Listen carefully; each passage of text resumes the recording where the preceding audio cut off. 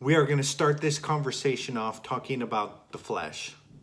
You see, there are certain key truths that we must understand if we want to live a victorious life. And the first one that we got to understand is that the flesh is weak. Jesus said this, to watch and to pray, watch and pray, because the spirit indeed is willing, but the flesh is weak. And we've all experienced the reality of this.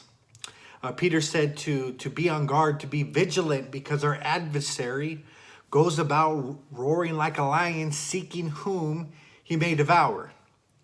And if you know anything about wildlife, you know the one that gets devoured is the weak, the one that has strayed away from the pack, the one that is alone, the one that's in solitude is the one that falls prey and falls victim.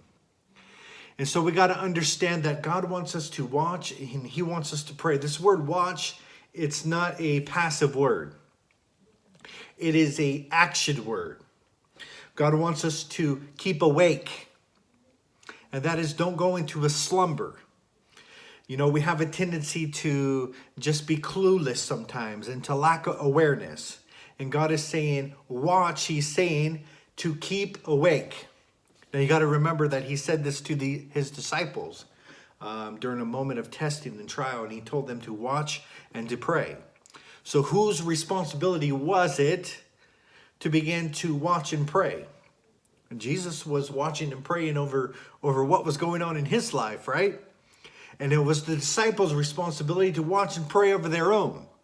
Now, a lot of time we want God to do all these things, and we're not willing to watch and to pray, and that is to stay awake, to be alert, to be on guard.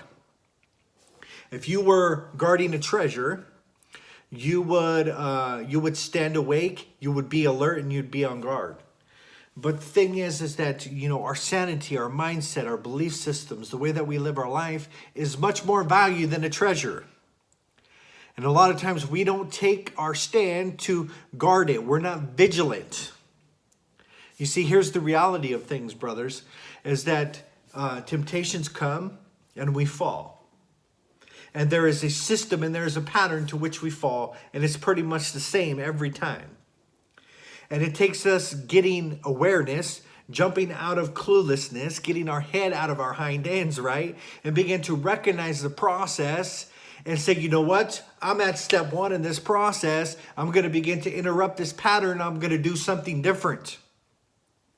It's our responsibility as men to do that. Jesus told his disciples to watch and to pray. And that is, it is your personal responsibility to avoid danger.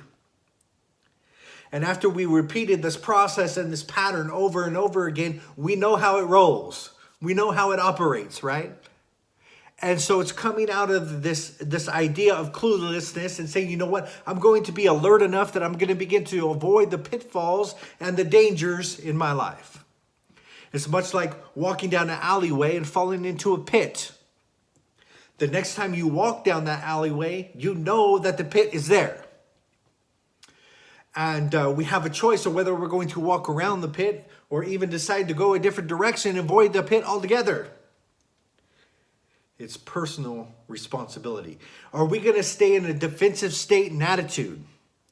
That is, I know that there's an enemy out there. I know that I'm fighting against lust and all of these different desires. And I'm aware of this. And am I going to stand in a defensive state? That is, am I going to maintain my defensive position? You see, when we're not on guard, when we're not aware, when we're not awake, and all of these things are going on, we are not clear and we're not aware that there is danger ahead. You see, God has given men the responsibility to protect and defend. That is, to protect and to defend our families, protect and defend our nation, our cities, our communities, and things like that. But most of all, to protect and defend yourself. Now's the time that you start rising for yourself and to defend yourself, to stand in your liberty, in which Christ has made you free. Are you going to watch and are you going to pray?